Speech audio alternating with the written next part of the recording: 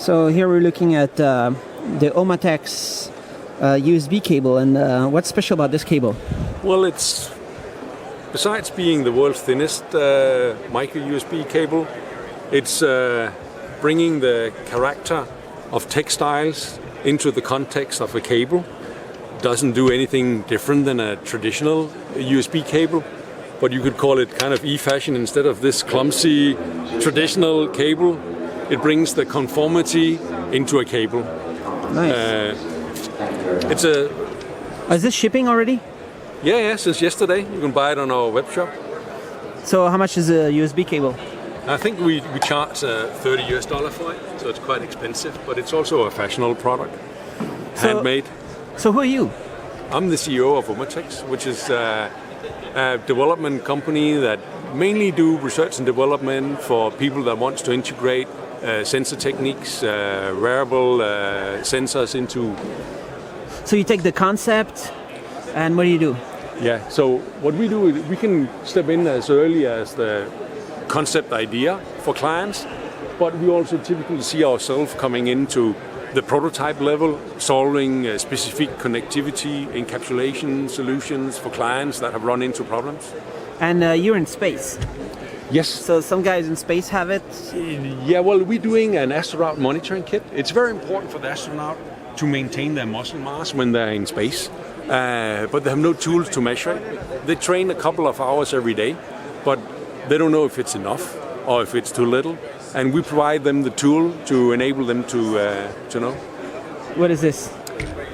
This is a part of the astronaut monitoring kit. This is a dielectric polymer. We use it to measure the increase in circumference and thereby also the shift of fluid that happens in the body when they're in space. All right. And what are we looking at here?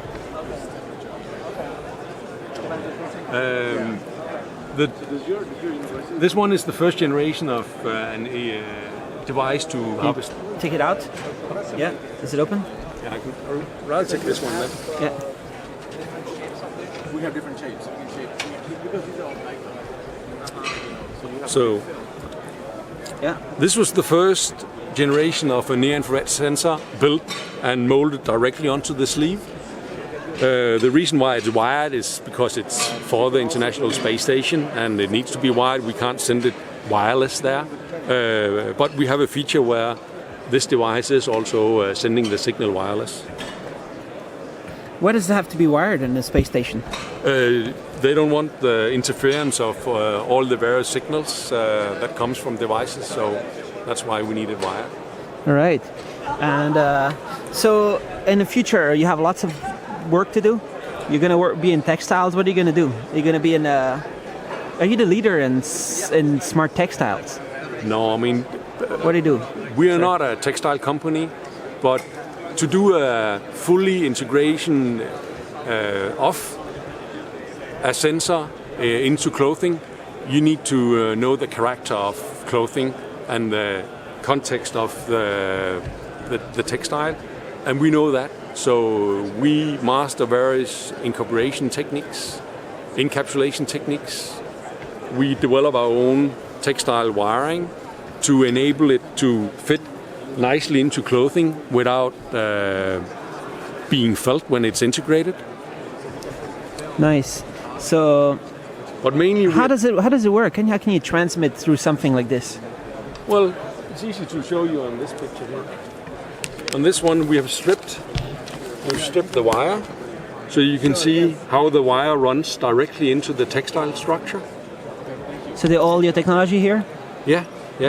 One of the advantages of using textiles is that, and the technique we use, we can do outbreaks of the wire and bring it into the textile again, so we can overmold electronics straight on the textile without having to cut in the textile, and you maintain the very, very strong strength of the textile.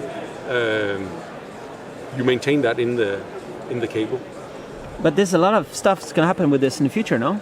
So what are you working on getting into these jackets and everywhere?